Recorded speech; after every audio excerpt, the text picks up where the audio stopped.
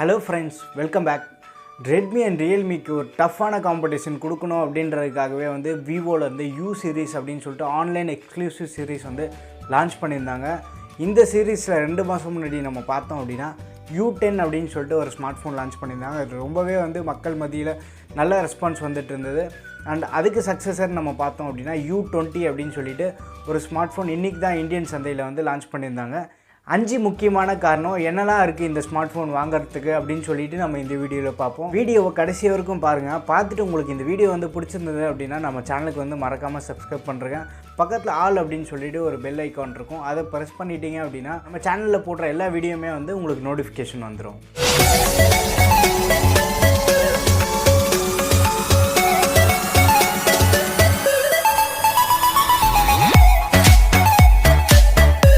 First முக்கியமான காரணம் என்னன்னு நம்ம பார்த்தோம் அப்படின்னா டிஸ்பிளே 6.53 இன்ச் கொண்ட ஒரு டிஸ்பிளே கொடுத்துருக்காங்க. ரொம்பவே ஒரு பெரிய டிஸ்பிளே அப்படின்னே சொல்லலாம்.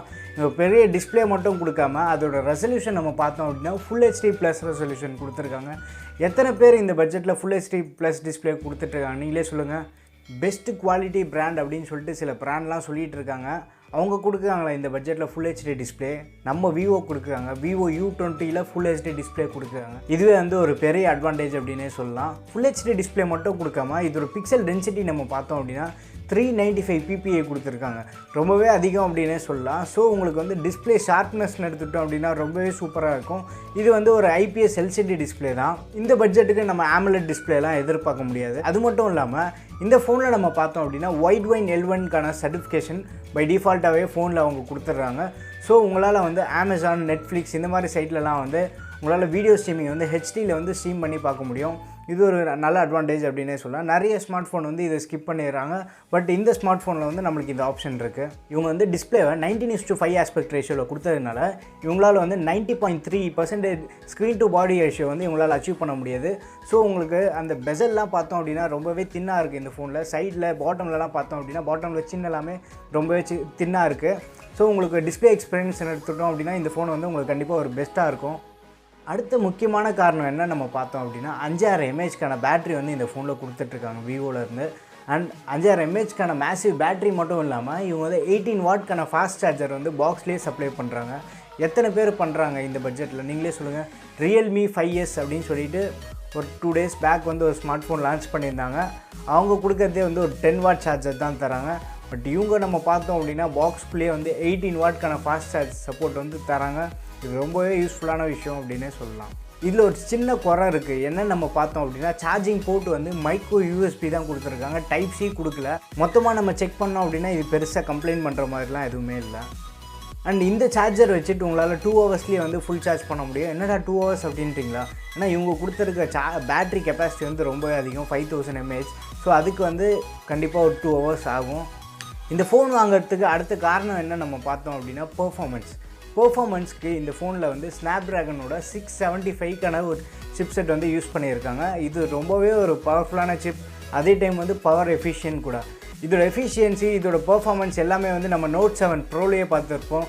ரெட்மிலேருந்து நோட் 7 ப்ரோ அந்த ஸ்மார்ட் ஃபோனே வந்து இன்னமும் வந்து 12,000 ரூபாய்க்கு விற்றுட்ருக்காங்க. விவோலேயே V15 ப்ரோ, V17 ப்ரோலாம் நம்ம பார்த்தோம் அப்படின்னா இதே ஸ்னாப்ட்ராகன் 675ஓட சிப்செட் தான் யூஸ் பண்ணிகிட்ருக்காங்க. பட் அந்த ஃபோன்லாம் பார்த்தோம் அப்படின்னா 25,000-30,000க்கு விற்றுட்ருக்காங்க. பட் இந்த ஸ்மார்ட் ஃபோன் நம்ம பார்த்தோம் அப்படின்னா சூப்பராக கொடுத்துருக்காங்க. இந்த பட்ஜெட் செக்மெண்ட்டுக்கு இந்த சிப்செட் அவங்க யூஸ் பண்ணது ரொம்பவே வெல்கமும் அப்படின்னே சொல்லலாம். இதோட கிராஃபிக்ஸ் நம்ம பார்த்தோம் அப்படின்னா Adreno 612க்கான GPU யூஸ் பண்ணியிருக்காங்க. ஸோ கேமிங்லாம் எடுத்துக்கிட்டோம் அப்படின்னா இந்த பட்ஜெட்டுக்கு ஒரு நல்லா பெர்ஃபார்ம் பண்ணக்கூடிய கேமிங் தான்.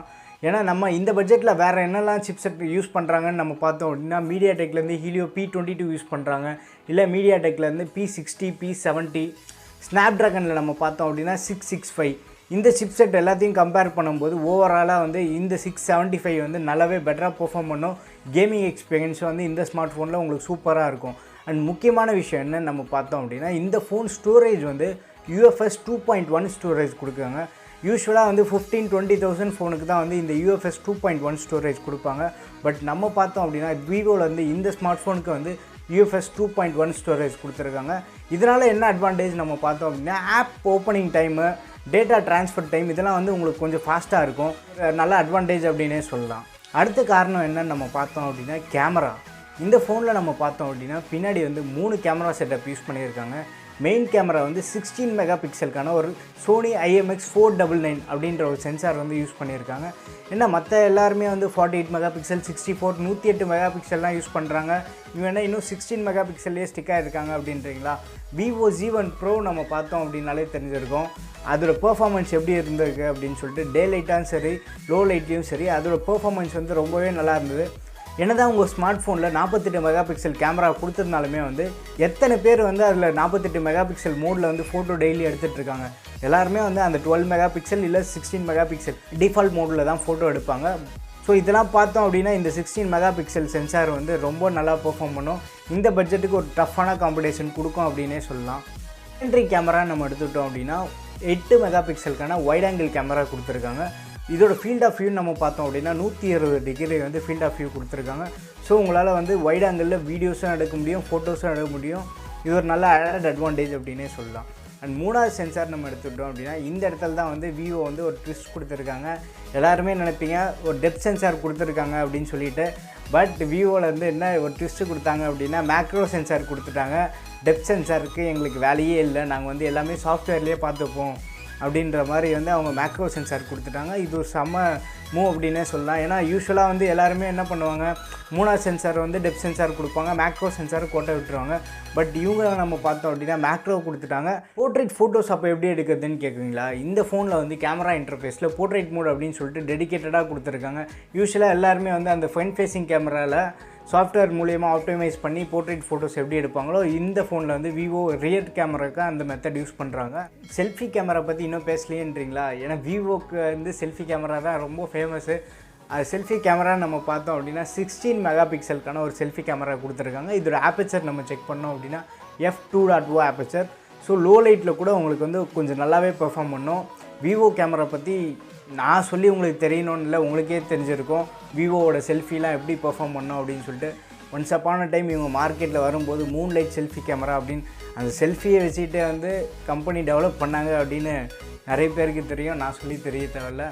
ஸோ இந்த ஃபோனோட செல்ஃபி கேமரா ரொம்பவே நல்லா பெர்ஃபார்ம் பண்ணோம். வீடியோ டிபார்ட்மெண்ட் நம்ம எடுத்துட்டோம் அப்படின்னா இந்த ஃபோனில் வந்து எலக்ட்ரானிக் இமேஜ் ஸ்டெபிலைசேஷன் வந்து கொடுக்குறாங்க. ஸோ உங்களால் வீடியோஸ் எல்லாமே வந்து ஸ்டேபிளாக எடுக்க முடியும். அது ஒரு ஆடட் அட்வான்டேஜ் அப்படின்னே சொல்லலாம். அடுத்த 5வது இம்பார்ட்டன்ட் பாயிண்ட் என்னென்னு நம்ம பார்த்தோம் அப்படின்னா ப்ரைஸு. இந்த ஃபோன் வந்து 2 வேரியண்ட்டில் லான்ச் பண்ணியிருக்காங்க. ஒரு பேஸ் வேரியண்ட் நம்ம பார்த்தோம் அப்படின்னா 10,990க்கு லான்ச் பண்ணியிருக்காங்க. அண்ட் டாப் வேரியண்ட் வந்து 6GB ரேம் அண்ட் 64GB கொண்ட ஸ்டோரேஜ். அது நம்ம பார்த்தோம் அப்படின்னா 11,990க்கு லான்ச் பண்ணியிருக்காங்க. இவங்க லான்ச் பண்ண ப்ரைஸ்க்கு நம்ம பார்த்தோம் அப்படின்னா மற்ற எல்லா பிராண்டுக்குமே வந்து ரொம்பவே டஃப் கொடுக்குது அப்படின்னே சொல்லலாம். ரெட்மி நோட் 8க்கும் சரி, ரியல்மி 5Sக்கும் சரி, ரியல்மி 3 Pro அப்படின்னு சொல்லிட்டு ஒரு ஸ்மார்ட் ஃபோன் இருக்குது. இந்த எல்லா ஸ்மார்ட் ஃபோன் கம்பேர் பண்ணும்போது இது கொஞ்சம் ஸ்லைட்டாக பெட்டராக இருக்குது அப்படின்னு தான் நம்ம கண்டிப்பாக சொல்லி ஆகணும். இந்த ஸ்மார்ட் ஃபோனோட ஃபஸ்ட்டு சேல் எப்போ நம்ம பார்த்தோம் அப்படின்னா 28th இந்த மந்தோட 28th 12 o'clock வந்து ஃபஸ்ட் சேல் அமேசானில் நம்மளுக்கு அவைலபிளாக இருக்கும்.